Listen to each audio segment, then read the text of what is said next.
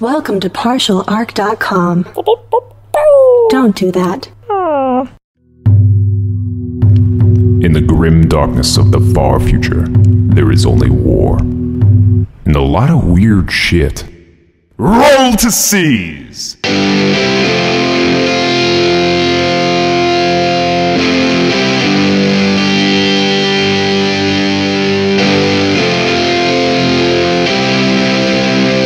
Welcome to Roll to Seize. I'm your host, Jay Jones, and I'm joined by my co-host and Warhammer enthusiast, Andrew Dickinger. Hello there. And this is our first episode. Now, since it is our first episode, I'd like to lay out exactly what you can expect from Roll to Seize. We've got our 3 segments. We kick things off first with our Seize of the Month, which is Indeed. basically where Andrew and I talk about how badly we screwed up in one game. Oh, and believe you me, whoever says they don't screw up often, they're a liar. They are because terrible, we screw up constantly. Terrible liars. But so we'll talk a little bit about that. Our next segment is what we call the Brown Library, which is just a play on the Black Library where we discuss some of those secret subsection. The secret subsection of the Black Library, where we discuss some of the more ridiculous armies we found out there and have discovered and want to share with you guys. And then, of course, the last is called the Dakka of Dakkas, meaning the loudest noises we're finding out there on dakadaka.com in the forums. Or just the comments that we like the most and then we decide to post. Just random comments that we find extremely entertaining we'll share with you guys. So let's kick things off with Seize of the Month. So, Andrew, what was your Seize? Oh, you'd like me to go first, eh? Yes. All right, well, probably the biggest seize that I had on me recently was I was playing a game as Tau. Tau is my main army. Mm-hmm.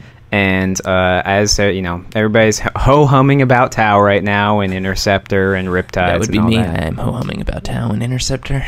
And, of course, Riptides as well, because, you know, shenanigans. Yeah.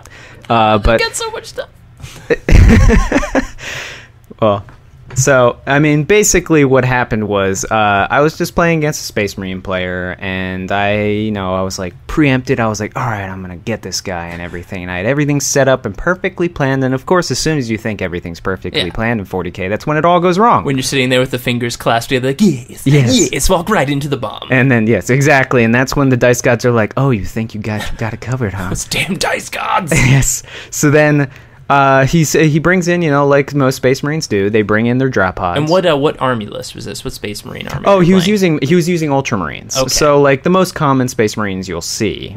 Ultramarines, never heard. Yes. Exactly. Yeah. So what is this mysterious army? Mysterious army. So he was using drop pods, of course, like all Space Marine players in the now current very risky move to use drop pods. Drop pods, very yeah. risky. Yes, very. And so he dropped in a squad of Sternguard. If you don't know what Sternguard are, assuming you do know what Sternguard are, but if you don't, Sternguard are essentially elite Space Marines that have the best armament the army has to offer. They're the baddest of badasses, I hear. Yes, the best of the best in the case of shooting Space Marines, or Space Marines that shoot things. Yes. They do that? They shoot things? They do. I mean, I hear about it on occasion. They're pretty equipped, I think. I thought they just yelled at things all Yelling the time. and barbecuing is, I think, the top tier of what they do. And then like shooting things, shoot and then like hitting things in the face occasionally, maybe. It's just a wonderful party in Space Marine Central. Party, 40K. 40K. All year round. 24/7, all year round, galaxy-wide party. Okay, so the drop ships, the drop pods land, and Sternguard step out. Yeah, so drop pod comes in, Sternguard step out, and he's looking to essentially alpha strike me. It's a term that we use in 40K to essentially say get the first blood, to essentially strike first and do a decisive blow against your opponent. Mm-hmm. And so he decides that he's going to go for my Riptide, because he decides that essentially that is the most key threat for him to remove. It's the biggest threat to his army, so, and it's a fair assumption. Oh, yeah, so, I mean, with the ability to, ignore their armor, and it's got big explosions and shit, and, yeah, I mean, he's going to get rid of it, and the fact that it can fire with the Interceptor rule, can fire at something that he brings in as it brings in before he can shoot. It's also a gamble because, his army could just, or his unit specifically, could just get vaporized. Wiped out, yeah. But he took the risk. Mm-hmm. He sometimes you gotta take risks in 40K in order to get ahead. And so he comes in with his unit, and I intercept, of course, and fire my big blast on my Riptide at it. And this goes swimmingly. This goes perfectly, right? I mean, it's just like the entire unit disappears. It's just amazing. He high-fived you got a beer, and we ran just out like of he there. was like, I give up, but we just went. No, it went in fact the exact opposite way I wanted it to. The shot scattered, bounced, I think 10 inches backwards. That's probably the opposite direction you're hoping for. Yeah, it landed on three of my one broadside squad and one of the other. Even though the broadsides were in cover, it vaporized all of the one squad of broadsides and then killed the guy in the other squad of broadsides. They failed leadership and they fell back off the board. And so the first blow struck of the game was me blowing about 500 points of my own army off the board. Jeez. It's like your Riptide being really cocky. We don't need the rest of this army. Get out of here. Well, I imagine the Riptide just like looked over and was just like. We have to imagine he was immediately decommissioned after this battle. I guess they're kind of like space communists. Like, how do they? I don't know how they dictate that. How do they deal with like the people that misstep? I don't know. Everyone shares it evenly. They're just like, you're going to like remedial labor or something. Oh God, that's horrible. Yeah. So that was what happened to me last time. It was lots of fun, and by lots of fun, I mean not fun at all. Oh yeah. Absolutely. So, what happened to you in recent memory? So, in my Seize of the Month, I'd like to share a little story about one of my tried and true characters that I use in my Necron army, my Destroyer Lord. Now, a lot of people love the Destroyer Lord because he's tough. He has got a big frickin', one of the best melee weapons in the game. Big frickin' weapon that, can basically turn tanks into butter and cut up pretty much anything out there. And he also has probably everyone's favorite ability or you can give him Mind Shackle Scarabs. Yes, because we all love Mind Shackle Scarabs. Yeah. No, we don't. Everybody loves them. So he's charging in there with his War Scythe. So let me give you the background of my Destroyer Lord in combat. He has not favored me well. I love the idea. He just makes perfect sense on paper. But every time he goes in for combat or he gets close, he seems to just die. An example is, in one combat previously, he was about 3 inches away from the enemy, rolled double ones, couldn't make it into combat, and then died. So I've just had such bad luck with this guy. But in this particular case, it kind of dialed it up even further. So I've got my Destroyer Lord poised for close combat. So he's charged up. I'm now 1 inch away. There is no way I can fail this charge. And who am I charging? A Hive Tyrant. A big, bad, nasty good one tyrant. To get rid of, especially with him. Oh, yeah. I mean, he basically takes your biggest, baddest, monstrous creatures and turns them against themselves. Yeah, the Hive Tyrant could very easily, just with Mind Shackle, could kill himself. So. Oh, yeah. And I think this Hive Tyrant at the time was low. I think it was around 1 wound or 2 wounds. So he was ready to go. So my Destroyer Lord's right there, ready to kill this guy, and I'm sitting there and I'm like, you know what? I've got this Annihilation Barge. I know the Destroyer Lord's right there, and he's probably going to kill him, but I should shoot at the Hive Tyrant. Why not? I'll just shoot at him. If I can kill him with the Annihilation Barge, great, right? Yeah, then the Destroyer Lord can go for something else. Exactly. It's just a normal play. So I take my Annihilation Barge. Now, if anyone's not familiar with the Annihilation Barge rules, it shoots this electrified huge blast at an enemy. A Tesla weapon, basically. And when it hits the enemy, it does a significant amount of damage. It's like a strength 7. It's great, but it also has this ability to arc to other things that are nearby within 6 inches. The disadvantage of this ability is that it can sometimes arc to your friendly units. Oh, I can see where this is going. Now, it fires, it hits the Hive Tyrant, it doesn't kill him, doesn't do any damage, and then you have to roll a d6 to see if it arcs to anyone nearby. Doesn't arc to any of my enemies except for my Destroyer Lord. And that's on a 6, correct? That is a 6 for it to arc. So, fail on the enemies. Perfect roll 6 on my Destroyer Lord, 1 inch away from the Hive Tower, ready to kill him. It hits him. Now, this Destroyer Lord had taken some hits before he got there. He was about 1 wound left. And, I mean, he still has a 2+ save. He's got a 2-up save. And he's a 6 toughness. And he has, I guess, what was originally the will be back, basically. Oh, yeah, ever-living. The ever-living the ever-living rule. Well, I roll the 6. It hits him. I roll. It wounds. I roll the dice to save. It's a 1, and he dies. Not only that, fail my ever-living counter. I completely killed my Destroyer Lord with my own Tesla weapon. Probably the worst play I've ever And had. I'm assuming at this point with your army, that was also your warlord? Yeah. So I single-handedly, with one arc shot, killed my warlord, who was ready to take out the enemy's warlord. And just didn't a kill moment theirs. before. I did kill theirs. Pretty solid play on my part. So that was my Seize of the month. Yeah. I mean, apparently that we got something thematically going on here. Killing our own stuff. Killing our own stuff is a common theme for. Friendly fire. Probably It's will be a natural common danger. theme of Seize of the month. All right. Well, that was our seizes. So I guess we'll be moving on to our next segment, which is the Brown Library.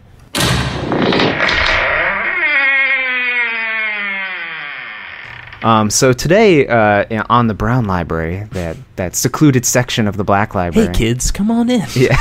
Just a big oak door. It doesn't have the regular solitaires guarding it. It's just got some guy named Greg, and he's just like... Just Greg.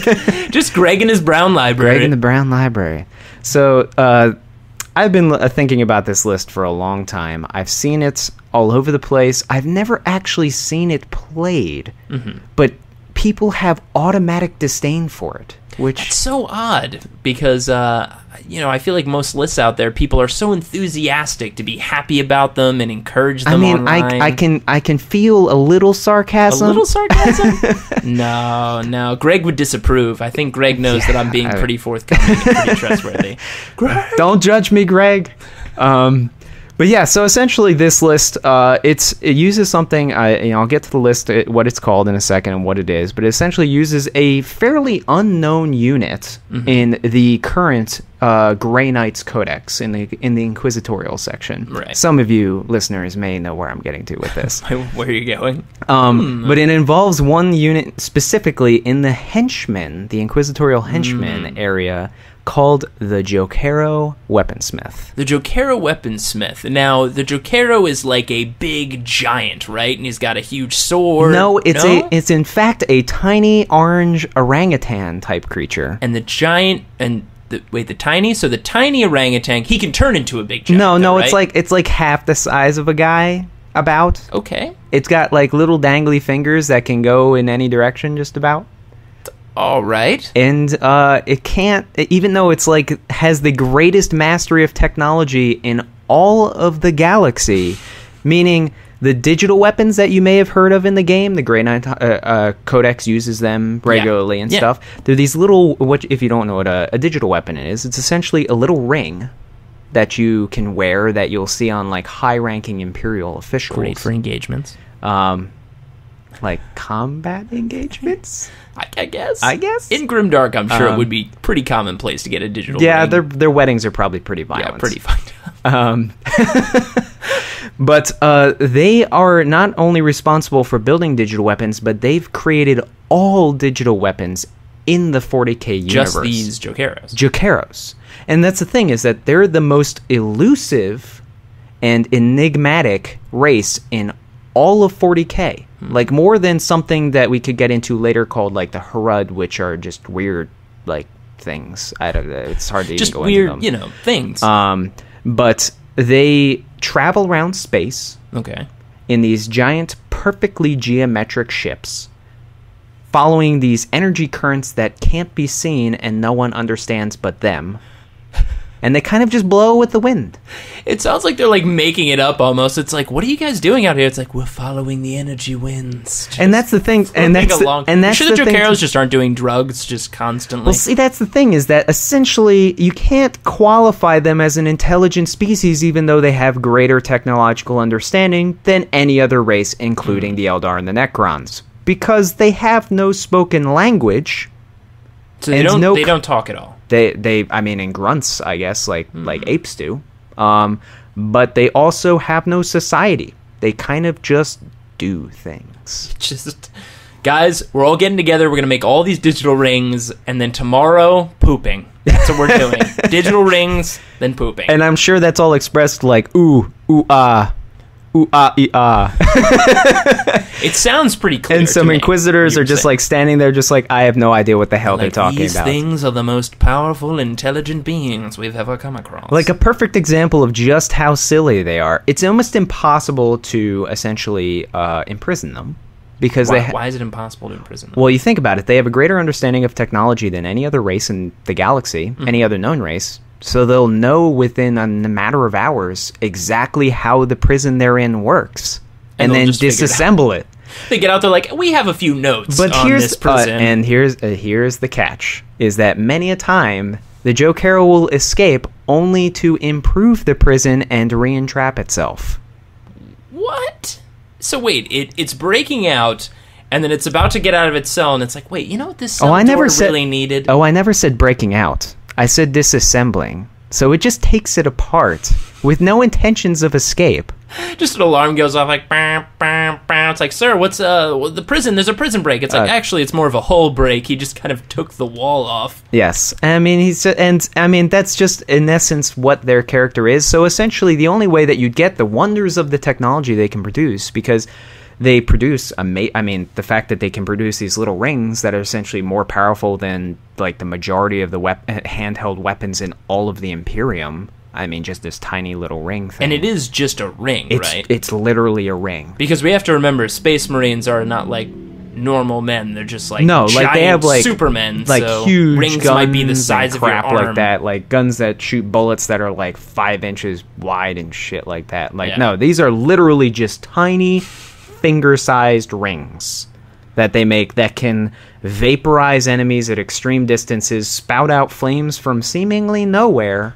So this is where the Jared Company goes on to become in 40,000 years. They become the ultimate ring orangutan manufacturers. Precisely. I mean, it's just like, apparently rings are the thing of the future, and just no one understands it but the Jokaero. The Jokaero. That's awesome. So essentially, the only way that you could get this miracle of technology is that you, one, have to somehow befriend these impossible-to-find species. Okay. And then get him to stay with you long enough to perform augments on your technology, or give you some of these kick-ass rings. I wonder if you could, like, trick him into, like, fixing your shit. You know how in E.T. he leaves, like, Reese's Pieces out and he follows the Reese's Pieces? I wonder if you could leave, like, broken guns and things in your apartment and just be like, hey, I'm just gonna go in here for a minute. And he just comes out and makes just super huge, awesome weapon out of them. I mean, I was thinking about this. I was like, how could you lure Jokaero in? I think you would need to double whammy it. You would need, like, technology banana. Then more technology, then more banana. It's like, if I'm gonna be fixing this gun forever, I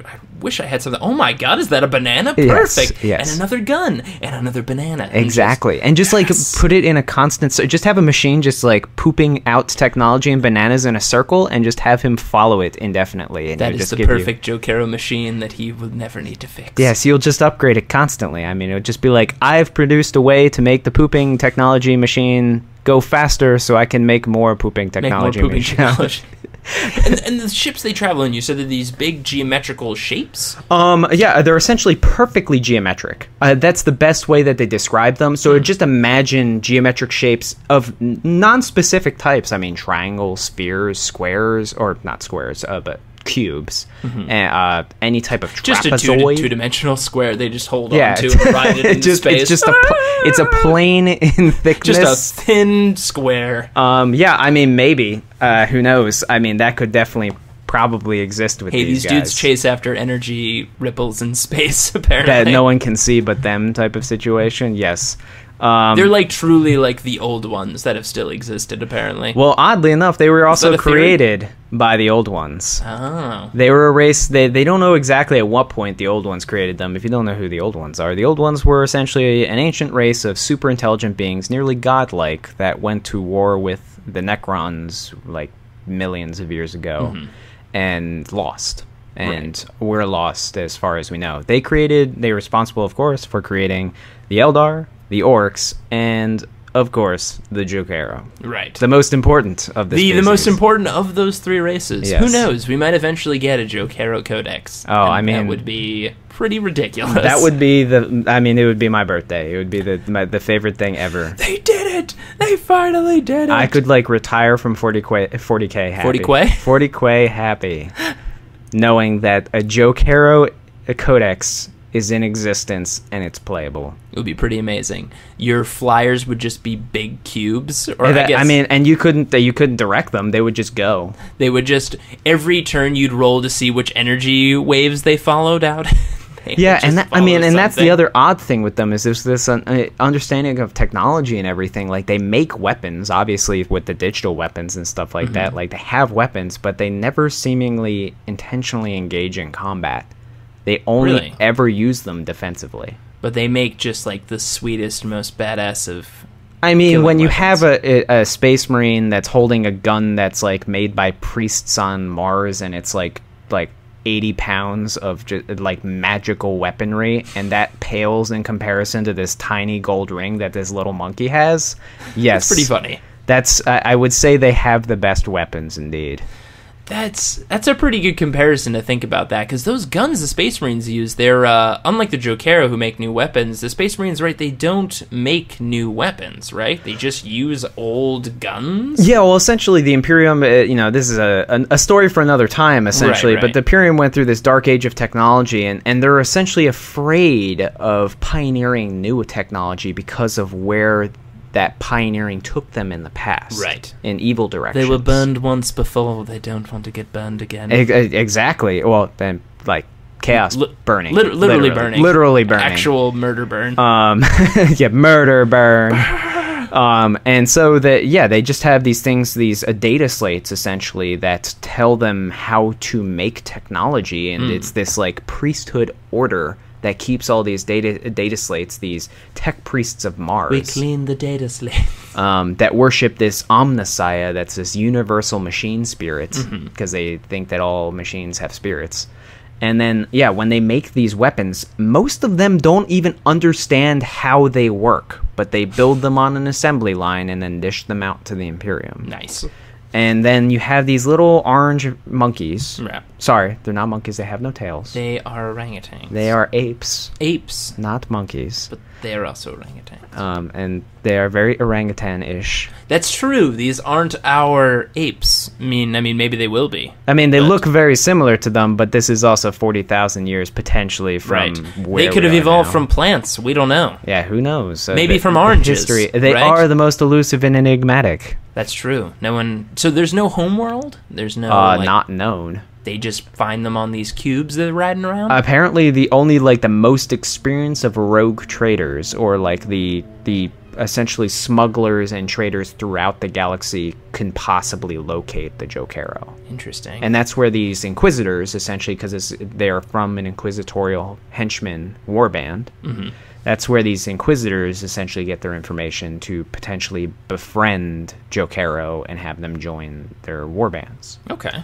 So basically they're these awesome monkeys that create these cool digital weapons. So with this in mind, what is this list you speak of, sir? Well, this list, we've come up with our own name for it because it's something that we particularly like better than the actual name, which the original name of the list is called Barrel of Monkeys. Right, because it is lots of monkeys. It is, in fact, all Jokaero. Nothing but just Jokaero. An entire army of Jokaero. There is a character in the Demon Hunter's Codex named Kotiez that has the ability to make inquisitorial warbands troops, which means that you fulfill the minimum requirements with Kotiez as your HQ, and then you can just have the troops be nothing but Jokaero. Just lines and lines of orangutans with rings blowing you away. And these little, like, orbs on their back that protect them. And then, normally, that's the thing. They're unpredictable. Normally, when you have them in a henchman squad, you'd only want one or two because they do this cool thing at the beginning of the game where you roll on a d6. And depending on what you roll, they do augmentations to the weapons or technology within the squad. Like giving them invulnerable saves, improving their weapons. We have to imagine that someone in these squads befriended these orangutans. They took the time to leave Reese's Pieces bananas out for them. Yes. Yeah. I would have to only assume that somebody is their best friend and keeper. I just want somebody to eventually be playing a game and just being like, oh yeah, this is my Jokaero, I have him in the army. He's befriended to this guy right here. This guy is his friend. They never leave each other. They never leave each other. And if this guy dies, he goes into murderous rage. Yes, I mean, I can only imagine what that would be like to have something like a Jokaero go into murderous rage. Yeah. Is there any cases of them just going? I'm not gonna say, but you all know what I was gonna say. But any cases of them, getting all upset? I don't know if there's any cases of them even getting bothered. Anything beyond ooh, there's a banana. Just curious all the time. Yeah, I mean, I don't think they ever. I don't know if they can even get upset. Interesting. But essentially, this list is there's two variations of it. Okay. The first variation, and we're going to say it's at the 1850 points level of the game. Okay. The first variation of it involves just Koties, and then 50 Jokaero. That's a lot. And that comes out type. And that comes out to 1850 points on the dot. And we can note that this is not Unbound. This is legit. Yes, there's a new rule within 7th edition Unbound which just came out, so it's good to know. Yeah, there's a lot of contention with this rule because essentially it takes what was built in 40K, the force organization chart, the restrictions for when you assemble an army to play, and throws it out the window and says just do whatever, doesn't matter. Yeah, just 50 dreadnoughts. 50. I just want 18 independent characters. That's fine. Let's do this. And especially with the everything scores rule now, which is back from I believe 5th and 4th edition. That means that essentially even a tank is scoring. Well, I guess vehicles. No, vehicles can score now. So yeah, so everything is scoring. I mean, but in this list case, can be legit. Yeah, this is a legit list. In fact, the entire list has objective secured. Objective secured, which means that unless something else has objective secured, they capture things regardless. These monkeys on the ground.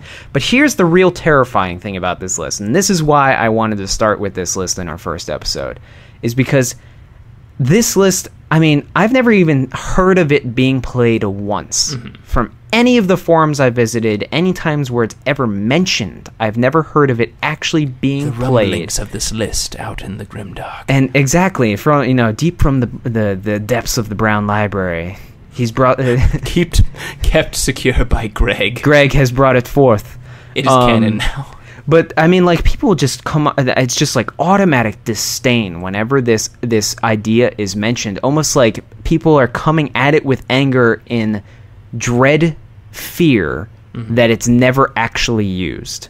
And the reason why is because these fancy rings, these digital weapons, as played in the game, can function as actually one of 3 different devastating weapons.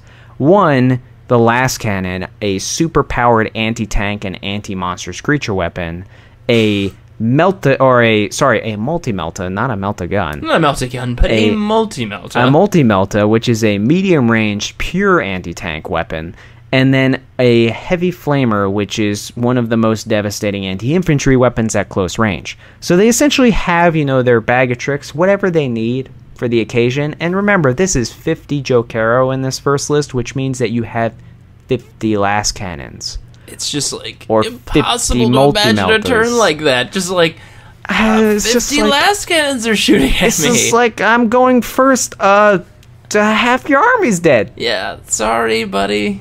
It's just, I mean, I don't even, I've imagined this, because I've wanted to try this list for a long time, and I've just, if I don't remove half the army in the first turn, then I'm easily going to lose half of mine.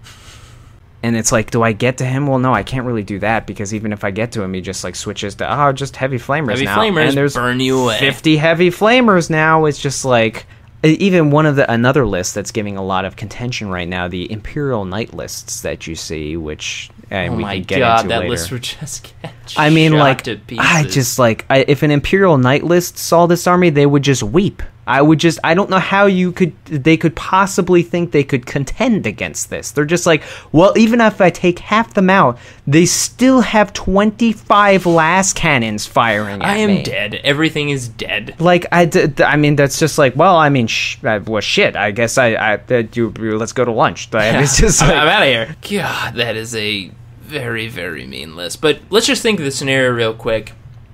for our last piece here, what would be the situation for 50 Jokaeros to get together? Is there any, so there's no reason of them getting upset or mad. Like, what would be the scenario? Would it just be like, there's nothing they get upset about? Like if someone broke their favorite assuming big machine, it's like assuming that they only attack defensively, and that Kodiaz is in fact not Gorilla Grodd but is Kodiaz. Right. He would probably be like walk behind a rock. They're all like sort of assembled there. He'd like walk behind a rock, like throw like a can or something at one of them, which hits them in like the face, then comes back around and says, "Oh, they did it." And all the master strategist, and they took all your bananas. The can misdirect. It works every time. Yeah, exactly. That's funny. That's like the opening shot. It's just Kodiaz hitting one with a can and then pointing in a direction. We immediately cut to just like a burning, like just devastation, like Necron monoliths crashing from the sky, like dead hive tyrant carcasses. That's what I'm saying. Like you just see like tyrannid hive fleets coming into orbit and saying, "Oh, fuck that," and flying away. Yeah. we eat everything, but not this planet. We do not go for the monkeys. We can live without this planet. We're just gonna move on. Well, that was an awesome segment from the Brown Library. Brown Library. Thank you, Greg. Thank you, Greg. Well, yeah, we hope to visit you next month. And next brings us to our last piece, where we call it the Dakka of Dakkas, basically named after the loudest or funniest of comments that we found on the DakkaDakka.com forums, a popular forum for Warhammer 40k. So, Andrew, if you could share with us our favorite comment pick. So essentially this comment pick was found in relation to one of the first forums or blog lists that I had seen based off of the Barrel of Monkeys list. Okay. And interestingly enough, like I said, most people met with immediate disdain, whereas this person, in fact, he said this, and I quote, "Yes, this will be effective. I would let you unpack it, shake your hand, and congratulate you on your win, and then take an early lunch." I have to say, I'd probably have the same reaction. I think I would too. I would just be like, "Yeah, that's that." It's then that's a pretty, I congratulate you for putting all that together, and I'm just gonna give you the win for this. I mean, I would personally maybe take it a step further and say, I just want to see your first turn, and then like after the first round, just be like, okay, let's go. Okay, let's get out of here before I start crying profusely. Yeah, it's just like, man. For the man who said that out, or woman who said that out there, my heart goes out to you. Yeah. You speak for all of us. Thank you for bringing this to us and adding it to Greg's library. All right. Well, that was episode 1 of Roll to Seize. We'll be posting a new episode every month. If you'd like to download more episodes or check out other similar podcasts, head over to partialarc.com. That's arc with a C. Of course, you can email us any questions at rolltoseize@gmail.com or follow us on Twitter and Instagram at rolltoseize. And be sure to head to dakkadakka.com and go to the Roll to Seize blog to share your own seizes of the month. Thanks for listening, and your fun fact for the month is... You are tougher in the 40k world without helmets instead of with them. I guess that is true. Don't ask me how that works. The most baddest of badasses don't wear helmets. I'm assuming that when they're about to be shot in the face, they just yell at it and it just goes away. I can't scream correctly in this giant helmet.